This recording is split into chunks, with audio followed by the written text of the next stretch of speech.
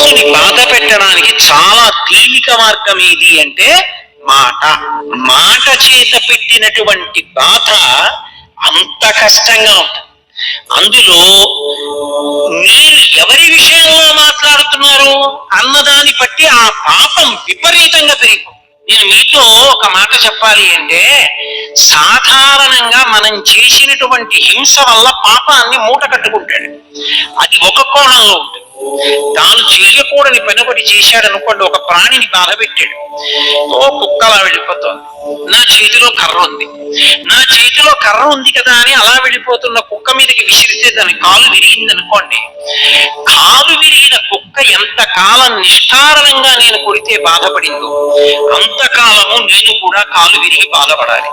ఈశ్వరుడు ఏం చేస్తాడంటే కర్మాకర్మ బలప్రదాత. అందుకే కాల కలయుతామహం అంటాడు భగవద్గీతలో కృష్ణుడు. నువ్వు జీవుడిగా ఎప్పుడు ఏం చేశావో నాకు తెలుసు, కాలమనందు లెక్క కట్టి ఫలితాన్ని ఇస్తానంటాడు. కాలూహి బలవాన్ కర్త సతతం సుఖ దుఃఖయో నరాణం పరతంత్రాణం పుణ్య పాపానుయోగత అంటాడు. దేవి భాగవతంలో వ్యాస భగవానుడు కాలము మహాబలవత్తరమైనది.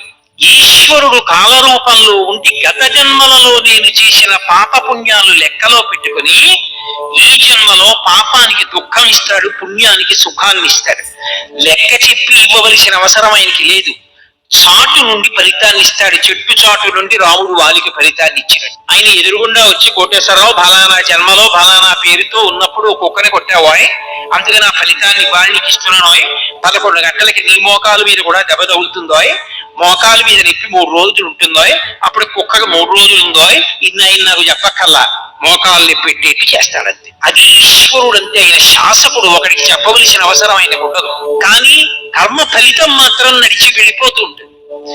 ఇందులో మీరు ఒక్క విషయాన్ని జ్ఞాపకం పెట్టుకోవాలి. నేను కుక్కని కొట్టాను అనుకోండి, అది మళ్ళీ ఆ దెబ్బ రూపంలో నన్ను బాధిస్తుంది. ఎప్పుడు నేను ఈ జన్మలో భక్తిగా ఉన్నాను అనుకోండి, ఈశ్వర ఎప్పుడో తప్పు చేసి ఉంటాను, లేకపోతే ఎందుకు మనుష్య జన్మ వస్తుంది? మనుష్య జన్మ అంటే పాప ఫలితం పుణ్య ఫలితం రెండు అనుభవించాలి.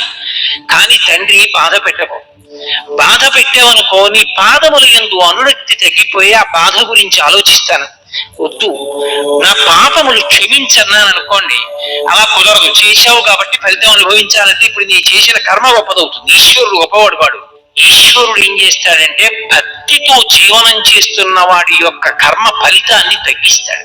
అందుకే నమశివాభ్యాం అశుభాపహాభ్యాం అని ఆపదామపహర్తారం దాతారం సర్వసంపదాం ఈ శ్లోకాలు ఎందుకు వచ్చాయి? ఇప్పుడు నేను భక్తితో ఉన్నాను, గత జన్మలలో చేసిన పాపానికి ఫలితం ఇవ్వవలసిన సమయం ఆసన్నమైంది. నేను గుండెలు బాదుకుని ఏడవలసినటువంటి పరిస్థితిని ఈశ్వరుడు కల్పించాడు. వీడిప్పుడు మారాడు, నన్ను నమ్మాడు, నీ చెప్పినట్టు బ్రతుకుతున్నాడు. కాబట్టి వీడి కష్టాన్ని తగ్గిస్తానని పాము కలవవలసిన వాడిని చీమతో కరిపించి విడిచిపెట్టాడు. అది ఆయన శక్తి, ఆయన ఈశ్వరుడు. ఆయన అలా ఎందుకు చేశాడని అడగడానికి ఆయన అసలు ఎందుకు అలా చేశాడో మనకి తెలుస్తుందా? చేసిన కర్మ తెలియదుగా. నాకే తెలియనప్పుడు ఇంకొకరికి ఎలా తెలుస్తుంది అడగడానికి? అది ఈశ్వరత్వం అంటే. కాబట్టి ఒక్కొక్క తప్పు పాపాన్ని మాత్రమే ఇస్తుంది. మహాభక్తులైనటువంటి వారి జోలికి వెళ్ళారనుకోండి, అది ఎంత ప్రమాదాన్ని తీసుకొచ్చేస్తుందంటే యుక్తాయుక్త విచక్షణ లేకుండా, శాస్త్రం మీద సరైన అవగాహన లేకుండా, విషయం గురించి సక్రమంగా తెలుసుకోకుండా, కేవలము అవతల వారిని బాధ పెట్టడానికి తెంపరితనంతో ప్రవర్తిస్తే భగవంతుడు ఏం చేస్తాడంటే అవతారంగా కిందకు వచ్చేస్తాడు. అవతారము అన్న మాటకు అర్థం ఏంటో తెలుసా? తార అంటే ఎక్కడో ఉండడం, తారస్థాయిలో పాడాడంటారు. అవతార వ్యతిరేక పదం. మాంసనేత్రంతో చూడడానికి యోగ్యంగా కిందకు వస్తాడు. ఏదో చక్షుతో అన్నాను అనుకోండి, అందరికి అర్థం కాదు. మాంసనేత్రము ఏం మెగబెట్టి గుండెలు బాదుకోక్కర్లేదు, అర్థం అవడానికి ఆ మాటే వాడాలి. మాంసనేత్రంతో చూడడానికి యోగ్యంగా కిందకి దిగి వస్తాడు ఆయన. ఇప్పుడు ఎందుకు వస్తాడో తెలుసా? అసలు ఆయన అలా రావడానికి కారణం ఏమిటో తెలుసా? ఆయనే చెప్పుకున్నాడు, పరిత్రాణాయ సాధూనాం, పరమ భాగవతోత్తములైన వారిని రక్షించడానికి వస్తాను. అలాగా వినాశాయ చ దుష్కృతాం, ఆ వాళ్ళని బాధ పెట్టిన వాళ్ళని చీల్చి చెండాడడానికి రూపంతో కిందకు వచ్చేస్తాను. అంటే ఈశ్వరుడు కూడా ఉద్వేగం పొందేది ఎప్పుడు అంటే భాగవతుల జోలికి నువ్వు వెళ్ళావా, ఆ హింస కట్టి కుడిపేస్తుంది, ఈశ్వరుణ్ణి దింపేస్తుంది భూమి మీదకి. అంత క్రోధానికి కారణమవుతుంది. అది సామాన్యమైన దోషం కాదు. అందుకే ఎప్పుడైనా సరే భగవంతుణ్ణి నమ్ముకున్న భక్తుల జోలికి వెళ్ళేటప్పుడు 1కి 10 మార్లు ఆలోచించుకుని వెళ్ళు అని చెప్తారు. మారీచుడు రామాయణంలో రావణాసురుడితో మాట్లాడుతూ అంటాడు, సీతాపహరణం చెయ్యి, సీతాపహరణం చెయ్యి అన్నాడు. అంటే మారీచుడు అన్నాడు, ఏమిటో సీతమ్మను అపహరించి తెమ్మంటున్నావు, అంత తేలిక అనుకుంటున్నావు, ఆ దోషం ఉట్టినే పోతుంది అనుకుంటున్నావా? సీతమ్మను అపహరించి తెస్తే రాముడు కనపడకపోతే, సీతమ్మ ఏడిస్తే, సీతమ్మ కన్నుల వెంట నీటి చుక్క పడితే, రావణ నువ్వు ఒక్కడివే చచ్చిపోతాననుకుంటున్నావేమో, వెతికి వెతికి వేటాడేస్తాడు రాముడు. కళత్రాణి చ సౌమ్యాని మిత్రవర్గం స్తథైవచ యదీచ్ఛసి చిరం భోక్తం అకృధారమ విప్రియం. ధర్మాన్ని నమ్ముకున్న రాముడి జోలికి వెళ్ళవద్దు. రామో విగ్రహవాన్ ధర్మ సాధు సత్యపరక్రమ. మారీచుడు చెప్పాడు ఈ మాట, రాముడు రాశీభూతమైన ధర్మము అని. రాశీభూతమైన ధర్మమైన రాముడి జోలికి వెళ్ళావా, కట్టి కుడిపేస్తుంది. అది ఎలా ఇలా కుడపదు, నిన్నొక్కడనే బాధ పెడుతుంది అనుకుంటున్నావేమో, అది మళ్ళీ నీకు ఫలితంగా ఇవ్వడం మొదలు పెట్టిన నాడు తెలుస్తుంది. కళత్రాణి చ సౌమ్యాని మిత్రవర్గం స్తథైవచ. భార్యలు, బిడ్డలు, నిన్ను నమ్ముకున్న సైనికులు, నీ ఆస్తి, నీ ఐశ్వర్యం, నీ కాంచన లంక సర్వము నశించిపోతాయి. నువ్వు అలా నిలబడి ఉండగా ఒక్కొక్క తల తరిగేస్తాడు రాముడు. ఒక్కొక్క తల తరుగుతూ ఉంటే దేవతలందరూ వచ్చి పైన నిలబడతారు. నిలబడి శభాషను సంతోషిస్తారు. చచ్చాడు రా పాపాత్ముడంటారు. ఆ రోజు తెచ్చుకో, రాముడి జోలికి వెళ్ళకు. సాధు పుంగవుల జోలికి వెడితే, ధర్మాత్ముల జోలికి వెడితే, వాళ్ళు బాధపడితే ఒకడితో విడిచిపెట్టదు, వాటితో ఉన్న వాళ్లతో కలిపి కాల్చేస్తుంది. వెళ్ళవద్దు, బాధ పెట్టవద్దు. ఆ హింస పరమ ప్రమాదకరము. అది హాస్యానికి కాని, కేవలముగా ఏమైంది లేని కాని అంతంత సాహసాలు చెయ్యవద్దు. అవి చాలా ప్రమాదకరమైన సాహసాలు అని హింస విషయంలో శాస్త్రం హెచ్చరిక చేస్తుంది. అందుకే భాగవతంలో దేవతలందరూ ప్రార్థన చేస్తే శ్రీ మహావిష్ణువు మాట్లాడతారు. ప్రహ్లాదోపాఖ్యానంలో మాట్లాడుతూ ఆయన ఒక మాట అంటారు, శుద్ధ సాధులందు సురలందు, శుద్ధ సాధులందు సురలందు శృతులందు గోవులందు విప్రకోటియందు ధర్మ పదవియందు తగిలి నాయందు వాడెన్నడలుగు నాడు హింస పొందు అన్నాడు. ఇదే మాట వాడాడు. హింస పొందు అన్నాడు. అల్లా ఇల్లా ఉండదు నేను పెట్టే బాధ. ఎంత కాలానికి నేను పెట్టిన బాధ గుర్తు తెచ్చుకుని మిగిలిన వాళ్ళు వీక్కి పడతారు. అమ్మ బాబోయ్ అంటారు, వినడానికి చదవడానికి భయపడతారు, అలా చంపుతారు. అందుకే ప్రహ్లాదుడి జోలికి వెడితే హిరణ్యకశిప సంహారం మామూలుగా చేశాడా?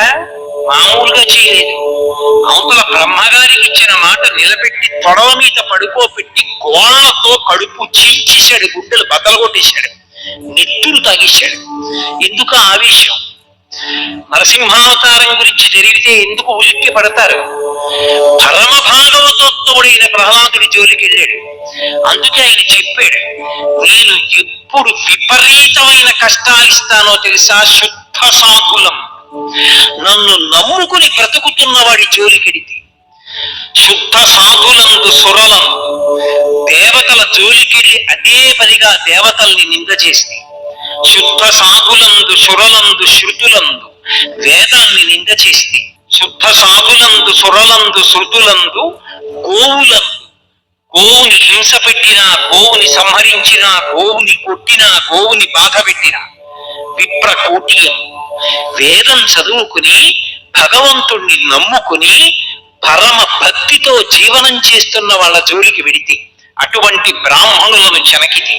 విప్రకోటియందు, ధర్మ పదవియందు, ధర్మం జోలికి వెళ్ళి ధర్మాన్ని పాడు చేస్తే. తవిలి నాయందు, చిట్ట చివరికి నన్నే ధిక్కరిస్తే. తవిలి నాయందు వాడెన్నడలుగు నాడు హింస పొందు. వాడు ఎప్పుడు వాటి జోలికెళ్ళి పాడు చేస్తాడో ఆనాడు వాడు హింస పొందుతాడు. అంటే విడిచిపెట్టడం అన్న మాట ఉండదు. వాడు పడిన కష్టాలు జ్ఞాపకం తెచ్చుకుని మిగిలిన వాళ్ళు ఒళ్ళు దగ్గర పెట్టుకునేటట్టు చేస్తాను. తస్మాత్ జాగ్రత్త అన్నాడు. అందుకే హింస చెయ్యడం అనేటటువంటిదే పరమ ప్రమాదకరం. ఆ హింస పెద్దలైనటువంటి వారు, పరమ భాగవతోత్తములైనటువంటి వారి జోలికి వెళ్ళేటప్పుడు 1కి 10 మార్లు ఆలోచించి వెళ్ళాలి. లేకపోతే అక్కరలేనటువంటి కష్టాలన్నీ వస్తాయి. అక్కడతో పోదు. శాస్త్రం చెప్పిన మాట ఏమిటో తెలుసా? ఎవడు పరమ భక్తుడైనటువంటి వాడి జోలికి వెళ్ళి వేటాడతాడు. వేటాడటం అంటే అదే పనిగా ప్రయత్నించడం, ఆయన్ని బాధ పెట్టడానికి. ఆ పాపాన్ని ఈశ్వరుడు లెక్కలో పెట్టుకుంటే నేను ఎన్ని ఫలితాలు ఇస్తానని చెప్పాడో తెలుసా? అలా చేస్తే ఇదే మాటలు వాడారండి పోతన గారు భాగవతంలో.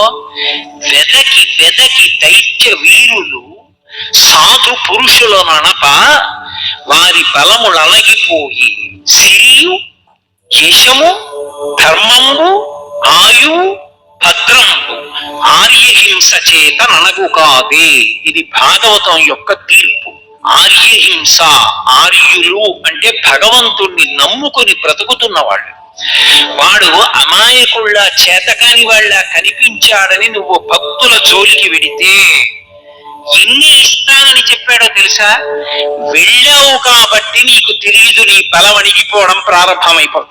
వెదకి వెదకి దైత్యవీరులు సాధువుల ననప వారి బలములు అణగిపోయి, వాళ్ళని బాధ పెట్టాలనుకుంటున్నావు, నీ బలం అణిగిపోతుంది. 2 యశము, కీర్తి నశించిపోతుంది. ధనము క్రమక్రమంగా కలిసి రావడం పోయి ఐశ్వర్యం మధ్య పతనం అయిపోతుంది. అందుకే సిరియు, దానితో పాటు యశము, ధర్మము, ఆ బుద్ధి వ్యగ్రతని పొందేస్తే ధర్మం పోతుంది మనిషిలో. ధర్మం, ఆయుర్దాయం క్షీణించిపోతుంది. భాగవతుల జోలికి వెళ్ళాడు కాబట్టి స్వర్గము, ఉత్తమ లోకాల్ని పొందడు. శరీరం పడిపోయిన తర్వాత పాపకూపంలో పడిపోతాడు. ఆయు, స్వర్గము, వీటిపు ఇవన్నీ కూడా నశించిపోతాయి. ఎందుచేత? ఆర్యహింస చేత ననగు కాదే. ఆర్యుల జోలికి వెళ్ళి పెద్దలైనటువంటి వారిని బాధ పెడితే ఆ బాధ కారణంగా అన్ని ఉపద్రవాలు వస్తాయి. అందుకే హింస అన్న మాటని అన్వయం చేసుకునేటప్పుడు నీ వలన హింస జరుగుతోందా అని ఆలోచించుకున్నప్పుడు పొరపాటున కూడా భగవంతుణ్ణి నమ్ముకున్న భక్తుల జోలికి వెళ్ళవద్దు. ఆయన పైకి ఎలా కనపడనివ్వండి, కేవలం ఆయన భజన చేసుకునేవాడు కానివ్వండి. ఆయన మహావిద్వాంసుడా, శాస్త్రం తెలిసిన్నవాడా, ఇవి కాదు. ఆయన భగవంతుణ్ణి నమ్ముకుని ఎప్పుడు భగవన్నామాన్ని భజన చేసుకుంటూ కూర్చుంటాడంతే. తొందరపడి ఆయన మీద పరిహాసమాడటం, తొందరపడి ఆయన మనసు ఖేదపడేటట్టుగా ప్రవర్తించడం చెయ్యవద్దు. ఎందుచేత? ఎలా ఉన్నాడన్న దాన్ని బట్టి కాదు, ఆయన భగవంతుణ్ణి నమ్ముకుని ఉన్నాడు. వెళ్లకుండా ఉండు, అది నీ జీవితానికి మంచిది. కాబట్టి ఆర్యహింస చేత ననగు కాదే. ఇవి భాగవతంలో హింసకి సంబంధించినటువంటి విషయం మీద పెట్టి చెప్పినటువంటి పరమాద్భుతమైనటువంటి తీర్పు. అయితే మీరు నన్ను ఒక ప్రశ్న ఇయ్యచ్చు, ఏమండి అయితే భగవద్భక్తులైనటువంటి వారి జోలికి వెళ్ళినంత మాత్రం చేతనే ఇటువంటి ఉపద్రవాలు వస్తాయా అంటే, సామాన్యంగా ఎవరి జోలికి వెళ్ళినా కూడా పాపం మూట కట్టుకుంటాడు. భాగవతుల జోలికి వెళ్ళడం మరింత ప్రమాదకరం. ఏదో బ్యాటరీ లైట్ లో 3 బ్యాటరీలు ఉండగా చేయి పెడితే చురుక్కుమనడానికి, ఇంట్లో కరెంటు ఉండగా ఫ్యూజ్ లో చేయి పెడితే ధన్మని షాక్ కొట్టడానికి, ట్రాన్స్ఫార్మర్ మీద ఎక్కి ముట్టుకుంటే షాక్ కొట్టడానికి తేడాలు ఉండవండి. 3 షాకులు ఒకలా ఉంటాయా? దేని శక్తి దాంది, విద్యుద్ఘాతంలో. కాబట్టి ఏదైనా పొరపాటే, నువ్వు అలా ముట్టుకోకూడదు. కానీ కోరి ట్రాన్స్ఫార్మర్ ఎందుకు ముట్టుకుంటావు? అందుకే అది ఎక్కకూడదు. దాని మీద పుర్రె బొమ్మ 2 ముక్కలు వేశారు. అదే భాగవతంలో పోతన గారి. వెళ్ళకు దాని జోలికి, పరమ ప్రమాదం ఒక జన్మతో పోదు, కొన్ని జన్మలు కట్టి కురుపుతుంది. ఎందుకురా నీకు? దాని జోలికి వెళ్ళకు, అటువంటి హింస చెయ్యవద్దు అన్నారు. ఇది సాధు పురుషుల విషయంలో ఎంత అన్వయమవుతుందో సాధు జంతువుల విషయంలో కూడా అంతే అన్వయమవుతుంది. అది విచిత్రం. అందుకే పరీక్షణ్ మహారాజు గారు మాట్లాడుతూ ఒక మాట అంటాడు. ఆయన కలిపురుషుడి దగ్గర మాట్లాడుతున్నప్పుడు భూదేవి వంక తిరిగి ఒక మాట అన్నాడు. అమ్మా, సాధువులకు జంతువులను బాధించడి కలుల భంజింపని రాజాతము ఆయు స్వర్గము శ్రీ ధనము వీటిపోవు సిద్ధము తల్లి అన్నాడు. ఎక్కడైనా సరే అమ్మా, రాజైనటువంటి వాడి యొక్క ప్రధాన లక్షణం ఏమిటో తెలుసా? సాధువులకు జంతువులకు. సాధువులైన జంతువులు అన్న మాటకు అర్థం ఏమిటో పోతన గారే చెప్పారు భాగవతంలో. ఏదో వాహినులైన వాహినులందు జలంబు త్రావి అంటారు. ఎవరు తాగనటువంటి నీళ్లు ప్రవాహంగా వెళ్ళిపోతూ ఉంటే అందులో ఉన్న నీళ్లు తాగి, వాసవి అయిన గడ్డి తిని, ఎవ్వరూ తిననటువంటి గడ్డి తిని, అది కూడా గబగబా తిని, బ్రహ్మచారి దగ్గర నుంచి సన్యాసి వరకు తాగడానికి వీలైనటువంటి పాలనిచ్చి, తల్లి లేనటువంటి బిడ్డలు తాగడానికి కావలసిన పాలనిచ్చి, ఇహమునందు నువ్వు చేసిన పాపాలు పోగొట్టుకోవడానికి అభిషేకం చేయడానికి పంచామృతాల్లో ఒకటైన పాలనిచ్చి, ఆ పాలతో చేసిన పదార్థాన్ని ఈశ్వరుడికి నైవేద్యం చేస్తే అపారమైన ఫలితం ఇచ్చి, ఈ ఇంటికి యోగ్యమైన పాలని, పాలలోంచి పెరుగుని, నీతిని ఇచ్చి, తన గోమయం, తను విడిచిపెట్టినటువంటి పేడ తీసుకొచ్చి భూమి మీద అలికితే యజ్ఞం చేయడానికి కూడా భూమి పవిత్రమవుతోంది. అటువంటి పేడని ఇస్తూ, పంచ గవ్యములలో ఒకటైనటువంటి మూత్రాన్ని ఇస్తూ, నీకు అక్కర్లేని గడ్డిని, నువ్వు తాగని నీటిని తాగి, నీకు ఇహమునందు పరమునందు పనికొచ్చేటటువంటి ఇన్నిటిని ఇస్తున్నటువంటి పరమ సాధుమూర్తి అయినటువంటి గోవుని బాధ పెడితే దాని అర్థం. సాధువులకు జంతువులకు అంత మనకక్కర్లేనివి పుచ్చుకొని మనకి ఇహము పరము ఇన్నిటిని కల్పించగలిగినటువంటి అద్భుతమైన పదార్థములను ఇవ్వగలిగినటువంటి జంతువులను బాధ పెడితే నిష్కారణంగా ఈశ్వరుడు అంగీకరించాడు. అందుకే రాజు ప్రధాన కర్తవ్యమేది అంటే, అటువంటి జంతువుల జోలికి ఎవరెళ్ళారో వాళ్ళని భంజించాలని చెప్పారు భాగవతం. వాళ్ళని వెంటనే అలా బాధ పెట్టకుండా నిగ్రహించాలి. అలా చేయకపోతే, నేనంటలేదు, పోతన గారు అంటున్నారు భాగవతంలో, వ్యాసుల వారు చెప్పిన మాట చెప్తున్నారు.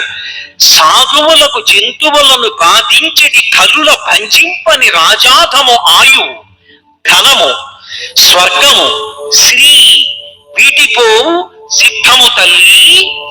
అమ్మా, ఎప్పుడైనా సరే సాధువులైన జంతువుల్ని బాధ పెట్టేటటువంటి కలులను భంజింపనటువంటి పరిపాలకుడు ఎవరుంటాడో అటువంటి వాడి యొక్క ఆయుర్దాయము నశించిపోతుంది. అటువంటి వాడి యొక్క ఐశ్వర్యము పతనమైపోతుంది. అటువంటి వాడికి శరీరం పడిపోయిన తర్వాత ఊర్ధ్వలోకవాసం ఇవ్వరు. అందుకేనమ్మా, లోకంలో దుష్టజన నిగ్రహంబును శిష్టజనానుగ్రహంబును నృపులకు స్రష్ట విధించనని పురాణ ద్రష్టలు చెప్పెదరు. ఇది సత్యము తల్లి అంటాడు. ఒక రాజు ఏం చెయ్యాలి అంటే, దుష్టులైనటువంటి వారిని భంజించాలి, సాధు పురుషులైనటువంటి వారిని రక్షించాలి. దుష్టులను భంజించి శిష్టులను రక్షించకపోతే ఆ రాజు అని పేరు తెచ్చుకోలేడు. ఆయన భగవంతుని చేత అనుగ్రహింపబడడం. అందుకే హింస అన్న మాటలో ప్రభువు దగ్గర నుంచి సామాన్యుడి వరకు కర్తవ్యతానిష్టతో చూసుకోవలసినటువంటి అవసరం ఉంటుంది. ఇది నేను చెయ్యాలా చేయకూడదా పరమ జాగ్రత్తగా చూడాలి. నిష్కారణంగా మాటలతో బాధ పెట్టడం అలవాటు చేసుకున్నారు అనుకోండి, దానికి బాధ పెట్టడమే ప్రయోజనం తప్పించి అందులో ఏదో శాస్త్రం చెప్పడమో లేకపోతే ఏదో మంచి విషయాన్ని మాట్లాడటమో అది కాదు. కేవలం అవతల వారిని బాధ పెట్టడమే ప్రయోజనంగా బాధ పెట్టారనుకోండి తన మాట చేత, అది పరమ ప్రమాదకరమైనటువంటి విషయం. అటువంటి పనులు చెయ్యకూడదు. చెయ్యకుండా ఎప్పుడూ కూడా వాక్కుని నిగ్రహించుకోవాలి. అందుకే ఆ వాక్కు మీద అటువంటి నిగ్రహ శక్తి లేనివాడు ఎవరు ఉంటాడో వాడి మాట వలన ఎంతమంది బాధపడతారో అటువంటి వారిని పరమేశ్వరుడు కూడా శిక్షిస్తాడు.